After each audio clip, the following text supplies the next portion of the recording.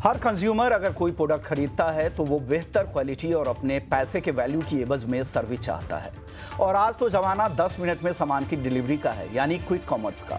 ऐसे प्लेटफॉर्म भारत में तेजी से बढ़ रहे हैं, लेकिन ग्रोथ की इस दौड़ में क्वालिटी हैंडलिंग और साफ सफाई से समझौता हो रहा है। लगातार शिकायतें बढ़ रही हैं। इसी को देखते हुए केंद्र और राज्य सरकारों ने सख्त रुख अपनाया है। आज स्वदेश विशेष में इसी मुद्दे पर बातचीत होगी। तो चलिए शुरुआत कर लेते हैं। मैं हूं विश्वमोहन सिंह और शुरू करते हैं स्वदेश विशेष।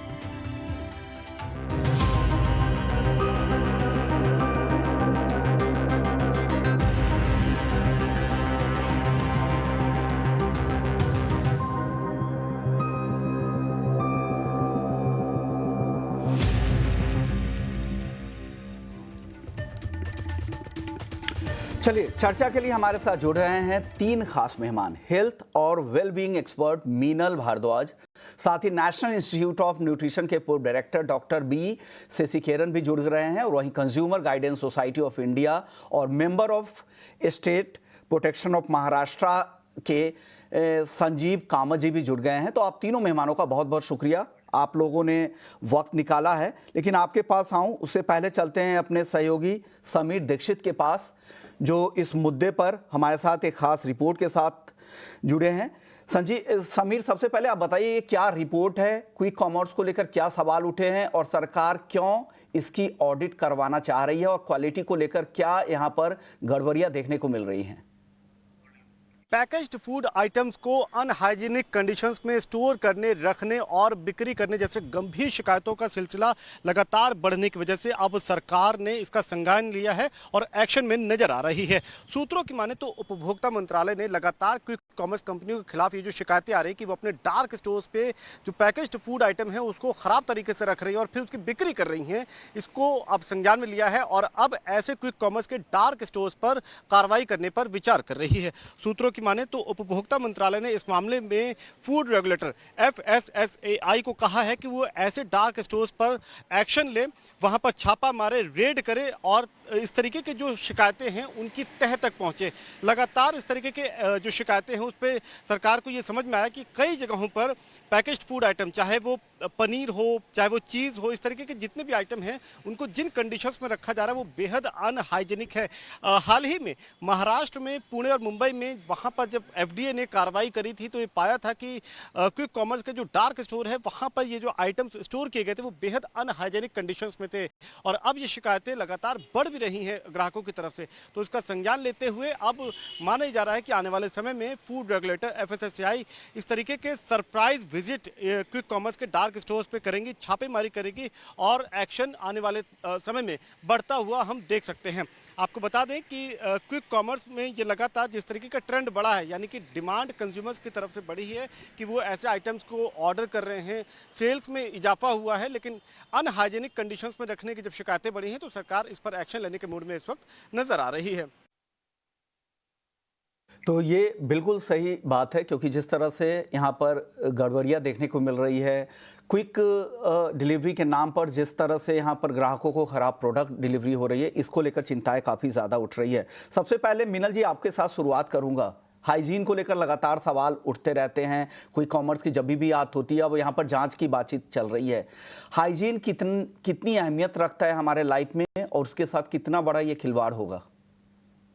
जब से हम लोगों ने ऑनलाइन इन सभी चीजों को, खास तौर से हमारे खाने की चीजों की, जब से हम लोगों ने ऑनलाइन मंगवाना शुरू किया है जस्ट बिकॉज कि हमें थोड़ा एट ईज लगता है, तब से इस चीज का हमें बहुत ज्यादा ध्यान रखना पड़ेगा। इनफैक्ट गवर्नमेंट को इस बात का बहुत ध्यान रखना पड़ेगा, बिकॉज जितने भी रूल्स एंड रेगुलेशंस हैं उसका एग्जीक्यूशन कितनी केयरफुली हो रहा है, ये FSSA या AI के थ्रू ही निरीक्षक के अंदर आता है। सो आप सोचिए कि आप अपने घर की सारी सब्जी, दालें, ऑयल, आप हर चीज तो ऑनलाइन मंगवा रहे हैं।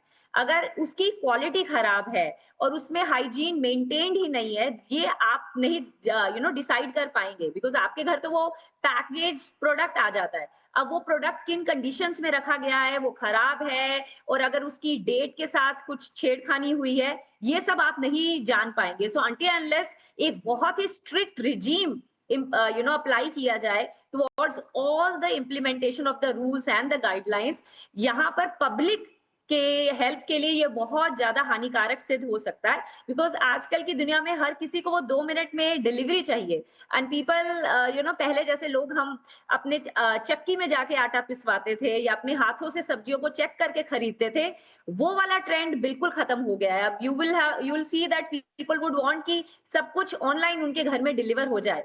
अब वो सारी की सारी सब्जियां किस कंडीशंस में रखी गई हैं, उन सब्जियों को किस कंट्रोल टेम्परेचर में रखा गया है, ये सब देखने वाली बात बहुत जरूरी है। And in fact infestation, rat infestation और any kind of pest infestation उस जगह पे कितना कंट्रोल्ड है, वो सब देखना बहुत जरूरी है for the overall hygiene of the products which are being delivered.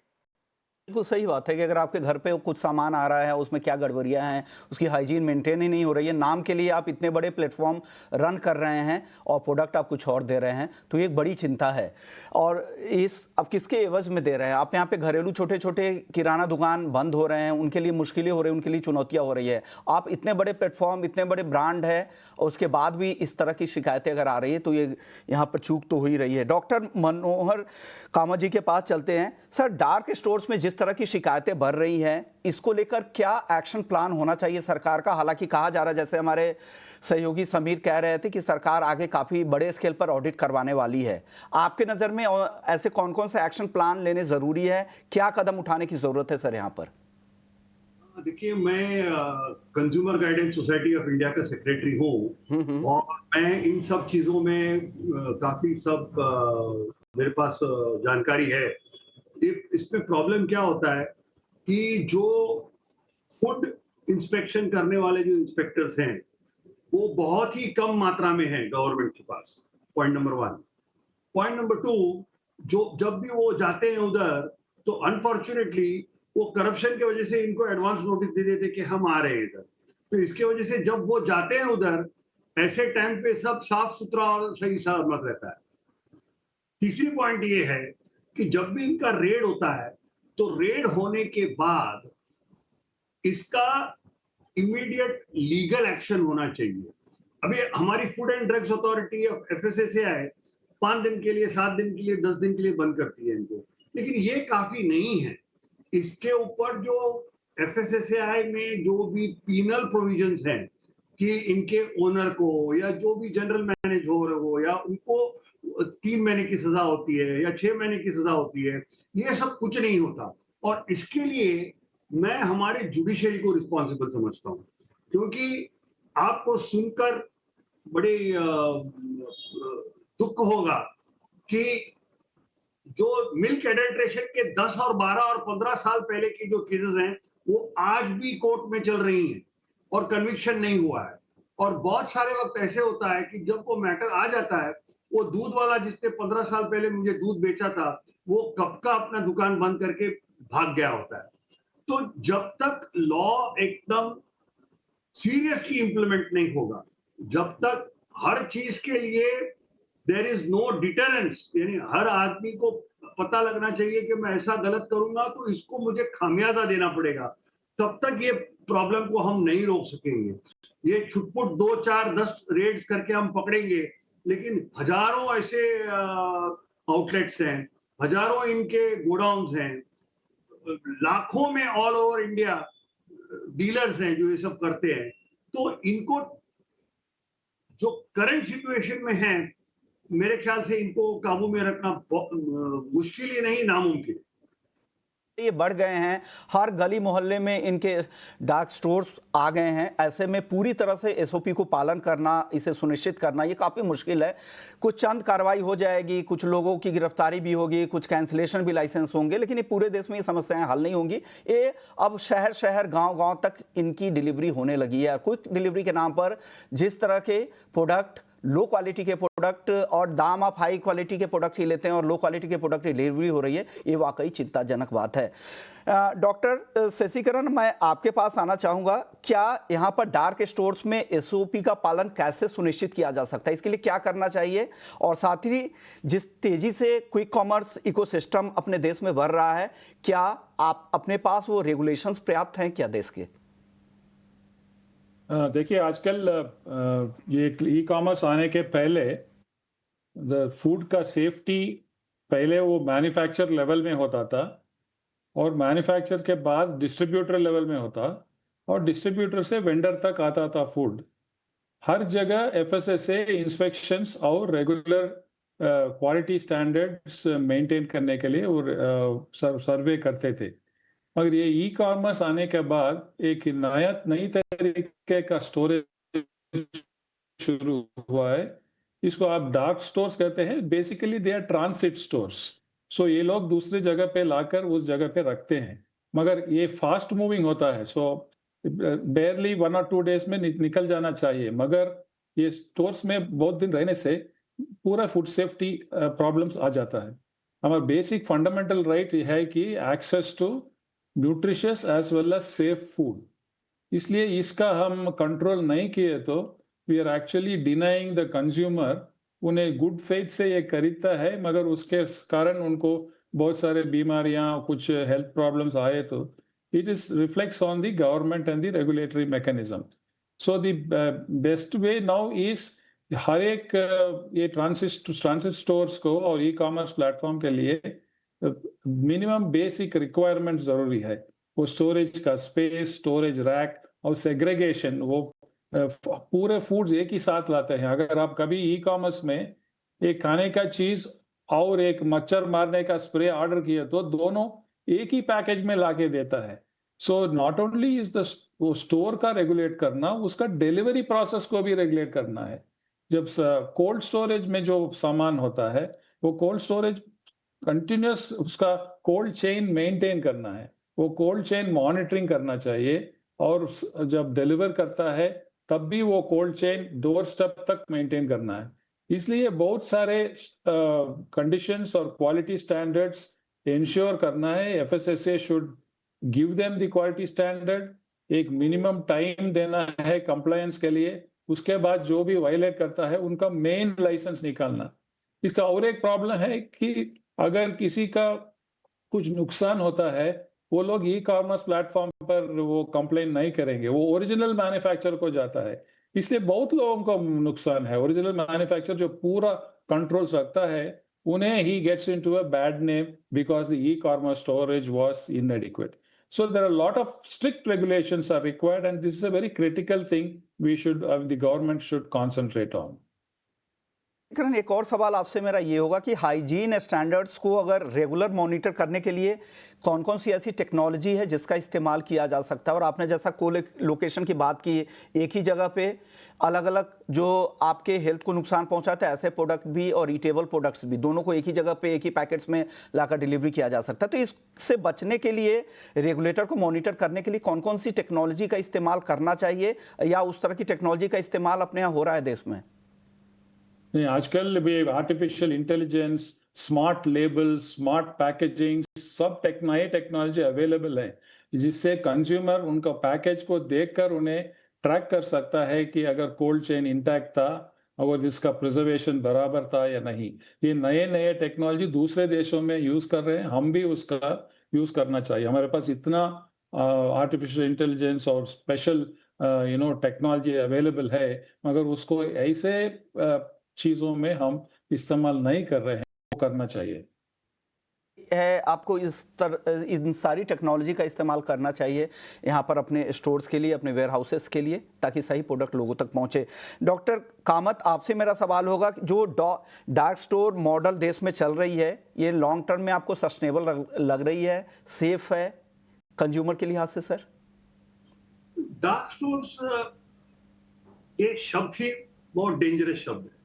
जब आप कहते हैं ये डार्क स्टोर है, इसका मतलब इसमें कोई गड़बड़ है या इसमें कोई हेराफेरी है, वो एस्टैब्लिश हो जाता है वो शब्द से। तो डार्क स्टोर क्यों होना चाहिए, डार्क स्टोर होते क्यों हैं, ये हमको पहले सोचना है। मैंने एफएसएसएआई के कानून पढ़े हैं, और जो हमारे देश का कानून है रिगार्डिंग फूड एडल्ट्रेशन, वो पहले भी था, अभी उसके एफएसएसएआई में नया एक्ट बनाया हुआ है। ये कानून सब बहुत ही बढ़िया है, लेकिन इनका इम्प्लीमेंटेशन पे बहुत प्रॉब्लम हो जाता है। इनकी जो अमल करनी है ना, ये यंत्रणा हमारी ठीक नहीं है। कामत सर, तो एक और इसके सवाल लिए मैं यहाँ पे ऐड करना चाहूंगा इसके साथ ही, एक्सपायरी और स्टोरेज रेगुलेशंस को लेकर जो एफएसएसआई ने जो बदलाव किए हैं, उसका असर कैसे हो सकता है, उसका फायदा कैसे मिल सकता है? देखिए, एक्सपायरी वगैरह ये सब एफएसएसआई डिसाइड नहीं करती है। वो प्रोडक्ट जो है और जो उसकी मैन्युफैक्चरर है वो डिसाइड करते हैं। अभी इन चीजों में हमारे कंज्यूमर्स को, हमारे उपभोक्ताओं को भी जागरूक रहना चाहिए कि जब भी कोई माल आता है, भले वो टूथपेस्ट हो, बहुत जगह ऐसा माना जाता है कि टूथपेस्ट को एक्सपायरी डेट नहीं होती है, लेकिन ऐसी बात नहीं है। अगर आप अच्छी तरह टूथपेस्ट को देखोगे तो उसके ऊपर भी एक एक्सपायरी डेट लिखा रहता है, वो भी आखिर एक किस्म का केमिकल है। तो इसलिए जागरूकता हमारे उपभोक्ताओं को करना चाहिए और संभल के रहना, ये जो वेयरहाउस वाले हैं या डिस्ट्रीब्यूटर है वो उनका काम है कि कैसे वो टर्नओवर करते हैं वगैरह वगैरह। अभी इसके लिए सरप्राइज चेक्स वगैरह तो होते ही हैं और होना ही चाहिए, उसके बारे में कोई डाउट नहीं। सर, तो लेकिन इससे सवाल ये पहले है सर मैं एक और सवाल यहाँ पे आपसे पूछना चाह रहा हूँ कि क्या डार्क स्टोर्स में इन्वेस्टमेंट से भी पहले जो बड़ी कंपनियां हैं, जो क्योंकि बड़ी दिग्गज कंपनियां भी इसमें शामिल है, जो बड़े इन्वेस्टर्स हैं, इनको सख्त हाइजीन ऑडिट की भी शर्त रखनी चाहिए? बिल्कुल, क्योंकि अगर ये चीज खाने की चीज है तो वहां अगर चूहे और कॉकरोचेस घूम रहे हैं उधर, तो नेचुरली ये चीज खराब होने वाली है।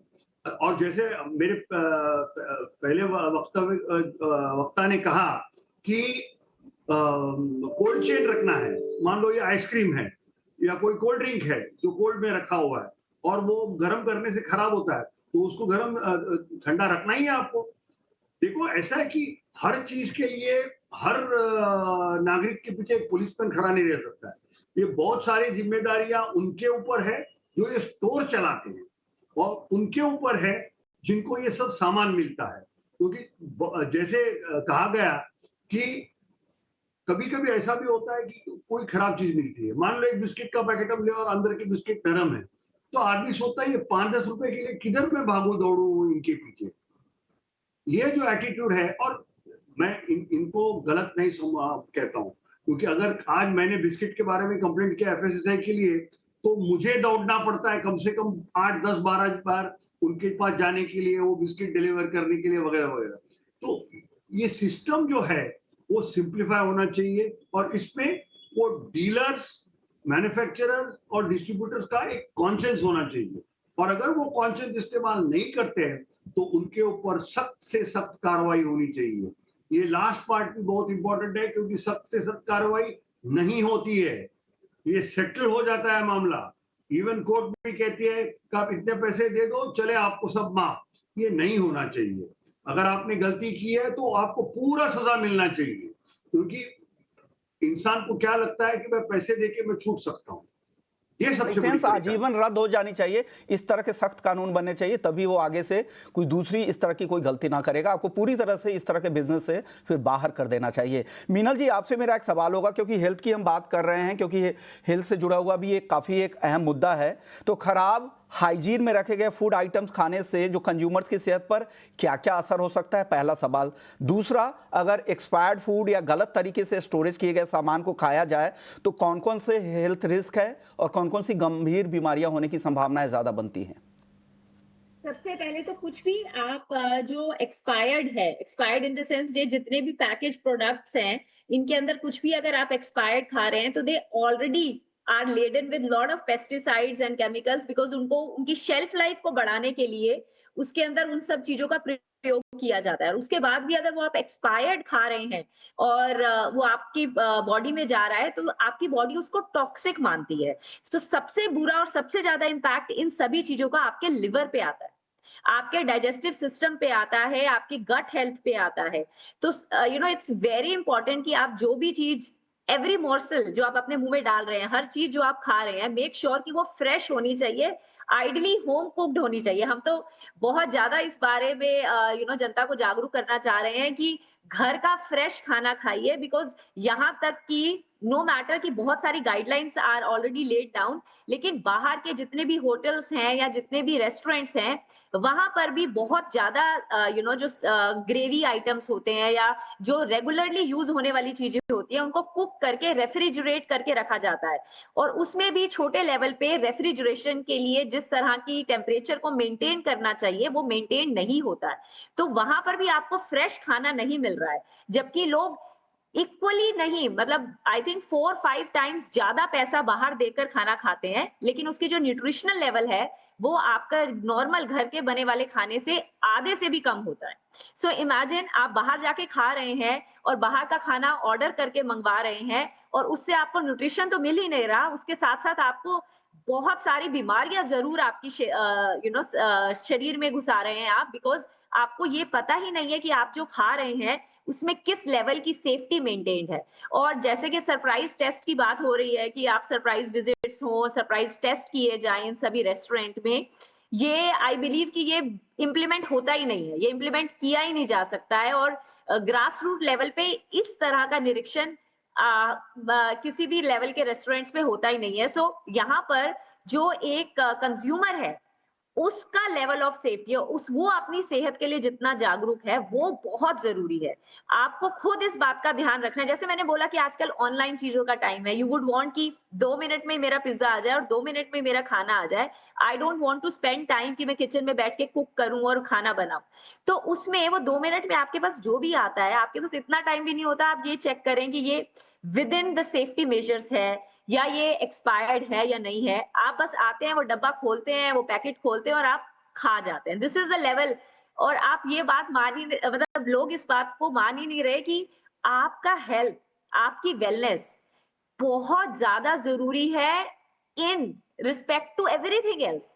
हम एक रेस में भाग रहे हैं, हर कोई उस रेस में भाग रहा है, लेकिन उस सभी के रेस में आपकी हेल्थ, आपकी वाइटैलिटी, आपका एनर्जी लेवल वो बहुत बड़ा रोल प्ले करता है। तो प्लीज अपने फूड सेफ्टी पे, अपने आप जो हर चीज खा रहे हैं उसका बहुत ज्यादा ध्यान रखें। अभी कुछ दिन पहले हम ऑर्गेनिक वेजिटेबल्स की बात कर रहे थे कि यहाँ तक कि जो सब्जियां हैं उसमें भी इतना पेस्टिसाइड्स डाला जा रहा है, और यहाँ पर तो हम उसकी बात ही नहीं कर रहे हैं, हम पेस्टिसाइड्स की बात पे तो आ ही नहीं रही है। हम तो ये कह रहे हैं कि जो नॉर्मल सब्जियां भी हमारे घर तक पहुंच रही हैं, ये कोल्ड स्टोरेज या ये डार्क स्टोर से आ रही हैं, वहां पर ये कितने दिन रही और जितने दिन भी रही, whether the safety measures were maintained और नॉट, मतलब ये तो बहुत ही बेसिक हाइजीन की बात है। अगर ये भी लेवल मेंटेन नहीं होगा तो कंज्यूमर्स का the trust which consumer has on the overall system वो बिल्कुल ही हिल जाएगा। बिल्कुल कोलैप्स हो भी रहा है। और देख रहे हैं जिस तरह के प्रोडक्ट, जो भी प्रोडक्ट खाने के आप खा रहे हैं वहाँ पे हर जगह पे मिलावट है, चाहे वो तेल, खाने के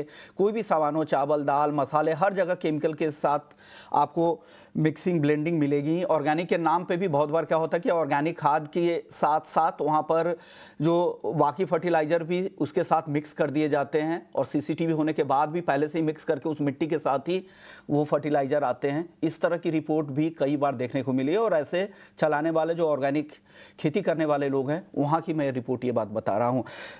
डॉक्टर शशिकरण सर, आपसे मेरा एक सवाल था, हेल्थ के लिहाज से अगर हम बात करें तो ठंडे और गर्म सामान को साथ में रखने से क्या नुकसान होता है? पहला एक सवाल ये। और जो आम लोग होते हैं, क्या रेगुलर लोग हैं जो एक्सपायर्ड फूड खाने के बाद उस पे क्या असर हो सकता है, क्या लक्षण हो सकता है, वो उसको पहचान पाते हैं क्या?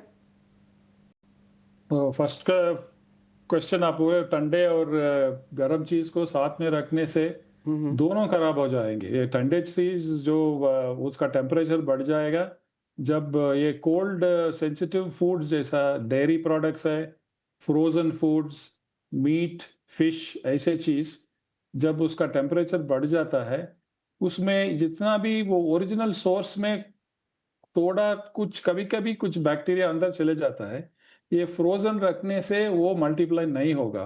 अगर वो फ्रोजन गर्म हो गया तो वो बैक्टीरिया मल्टीप्लाई हो जाएंगे। हम समझेंगे कि ये पहले जो फ्रेश प्रोडक्ट है वो हम फ्रीज किए हैं, उससे कुछ नुकसान नहीं होना चाहिए, मगर ये बैक्टीरिया अगर हमको मालूम नहीं पड़ता कि वो अंदर चले गए, तो जब टेम्परेचर बढ़ जाता तो बैक्टीरिया बढ़ने लगता। और उससे बहुत सारे प्रॉब्लम्स आते हैं। मोस्ट इम्पॉर्टेंट हेल्थ प्रॉब्लम्स है डायरियल डिजीजेस। हमारे देश में स्पेशली बच्चों को बहुत सारे बच्चे ये डायरिया से मर जाते हैं। Diarrhoeal disease is one of the major public health problems in our country. उसका पहला कारण था अनसेफ वाटर, और अब सेफ वाटर होने से भी ये अनसेफ अनहाइजीनिक फूड से भी हो सकता है ये बीमारियां। और बहुत सारे सर वक्त बहुत कम है, सर वक्त हाँ, कम है, टीवी में पाबंदी रहती है, इसके लिए माफी चाहूंगा, आपको मैं बीच में रोक रहा हूं। एक सवाल है कि सरकार और कंपनियों को आप क्या सलाह देना चाहेंगे? कंपनियों से मतलब है मेरा जो डार्क स्टोर चलाने वाली है कंपनियां, उनको आप हेल्थ रिस्क को कैसे कम किया जाए, इसके लिए क्या सलाह देना चाहेंगे उनको? उन सबको एक ट्रेनिंग होना चाहिए। ऑल दिस ई कॉमर्स वाले, storage, delivery boys, everybody should be trained and licensed. उनको मालूम होना चाहिए वो। और इन लोगों को liability is now only with the manufacturer and with the vendor. ये बीच वाला जो ई कॉमर्स वालों को अब तक लीगल लाइबिलिटी क्लॉज है कि नहीं मुझे नहीं मालूम, but they should be made liable अगर कुछ हादसा हुआ। So not only the original sorcerer but the e commerce जो डिलीवर किया उनको भी लायबल करना चाहिए। वो इम्प्लीमेंट किया तो ये ट्रेनिंग और इम्प्लीमेंटेशन इंस्पेक्शन से हम ये पूरा सुधार सकते हैं। हालांकि लंबी चर्चा का विषय है, टीवी की वजह से हमारे पास बहुत ज़्यादा वक्त तो नहीं था, लेकिन आपने अहम सुझाव रखे सरकार के सामने भी और डार्क स्टोर चलाने वाली उन कंपनियों के खिलाफ भी जो कोई कॉमर्स कारोबार से जुड़ी है, और हेल्थ के साथ क्या क्या रिस्क हो रहे हैं। तो यहाँ पर लायबल होना, उनके ऊपर जिम्मेदारी लेना उनके लिए काफ़ी ज़रूरी है, और क्या क्या हेल्थ से जुड़े हुए रिस्क है, तमाम मुद्दों पर आप तीनों ने अपनी अपनी राय रखी। आप तीनों का बहुत बहुत शुक्रिया, आपने वक्त निकाला, हमारे दर्शकों को गाइड किया। चलिए स्वदेश विशेष की इस खास पेशकश को यहीं समेटते हैं। बाकी खबरों के लिए आप बने रहिए हमारे साथ।